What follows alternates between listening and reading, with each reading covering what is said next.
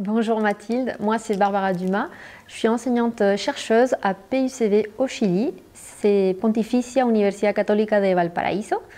Également, je suis chercheuse associée du LabSTIC à l'ENIB. Je suis venue en France dans le cadre de deux projets. Le premier, c'est le projet COIL. Donc, c'est un projet où on fait des séances d'enseignement collaboratives entre les deux écoles. C'est-à-dire, nous avons des étudiants de chaque côté, des enseignants de chaque côté.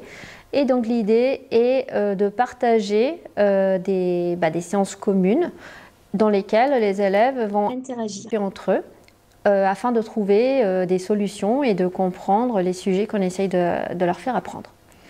Le deuxième projet, c'est un projet justement d'enseignement et de recherche lancé par l'ENIB pour des enseignants et chercheurs invités. Dans le cadre de ce projet-là, ça sera plutôt de la recherche que je vais faire avec les enseignants-chercheurs basée sur l'amplification optique. Concrètement, comment se passe la formation? J'ai partagé toutes les façons de faire avec les collègues de l'ENIB et on a mis en place 3 séances de cours collaboratifs avec des élèves du cycle ingénieur au Chili, en même temps avec des élèves, des doctorants, des masters et un enseignant-chercheur de l'ENIB. Barbara nous donnait les cours, ensuite elle nous donnait des devoirs. Nous, on avait un groupe WhatsApp avec 3 autres étudiants chiliens et ensuite on essayait de faire le devoir ensemble avant la séance suivante et ensuite on présentait le devoir à Barbara. On n'avait pas que l'intervention de Barbara, il y avait aussi un autre professeur qui est venu nous aider pour un des types d'amplificateurs, le SOA. Quelles activités collaboratives as-tu mises en place?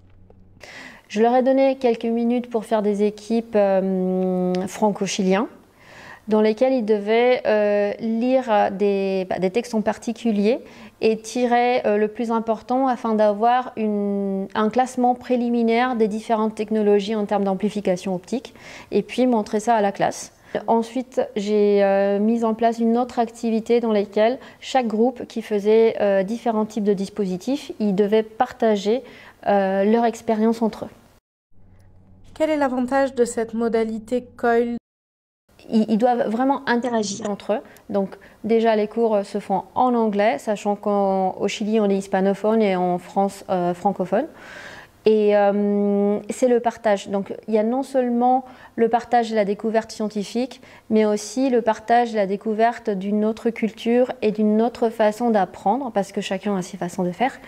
Et ça donne aussi des envies de découvrir plus en plus et voir d'autres options dans le futur, par exemple des stages ou d'autres activités. Et quelles sont les contraintes de cette modalité? Principalement, je dirais des contraintes technologiques un tout petit peu, parce que malgré le fait d'avoir tous les équipements qu'il faut, parfois tout simplement il y a un signal qui n'est pas constant en termes d'internet. Il y avait un décalage horaire parce qu'au Chili il y a 5 heures de décalage et donc par exemple je devrais les contacter à partir de midi parce qu'eux ils étaient dormis là le matin. Quel conseil veux-tu donner aux enseignants qui se lancent dans l'aventure? Le conseil principal, ça serait peut-être avoir un peu plus de temps pour programmer en termes de créneaux horaires. Et si possible, qu'ils puissent dépasser un tout petit peu de l'heure, faire de séances plutôt de 2 heures, ça serait génial. Bien partager avec l'ensemble de l'école partenaire avec laquelle on va faire le projet. C'est super important d'être aligné parce que les objectifs d'apprentissage de chaque endroit ne sont pas forcément les mêmes. Donc l'idée, c'est de bien intégrer ces activités dans le cours ou dans la formation de chaque établissement. Quels sont vos retours sur cette formation? C'était une expérience très intéressante. J'ai trouvé les étudiants chiliens très motivés. Pour la première fois, je pouvais vraiment être en lien avec les futurs ingénieurs dans un autre pays très loin et je pourrais expérimenter leur point de vue. Para mí las clases colaborativas con ENIP fueron muy innovadoras, importantes e enriquecedoras debido a que es una experiencia que nunca antes se había brindado en mi universidad. El alcance del idioma no fue impedimento para el entendimiento de la materia y por ende fue súper enriquecedor poder compartir conocimientos con los alumnos de posgrado de esa escuela junto con nosotros en el curso de comunicaciones. Por ende estoy súper agradecido por la oportunidad que me han brindado y gracias por hacer que mis conocimientos se nutran cada día más.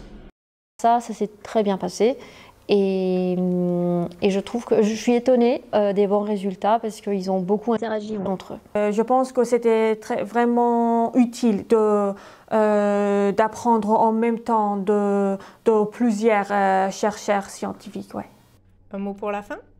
Déjà de vous remercier à l'ENIP de m'avoir accueilli et de bien avoir voulu accepter cette idée de projet collaboratif. C'était vraiment une belle expérience et surtout ça nous permet de nous pousser à être des meilleurs enseignants et donc avec ces nouveautés et surtout en ayant autant d'interactions avec les élèves et entre les élèves.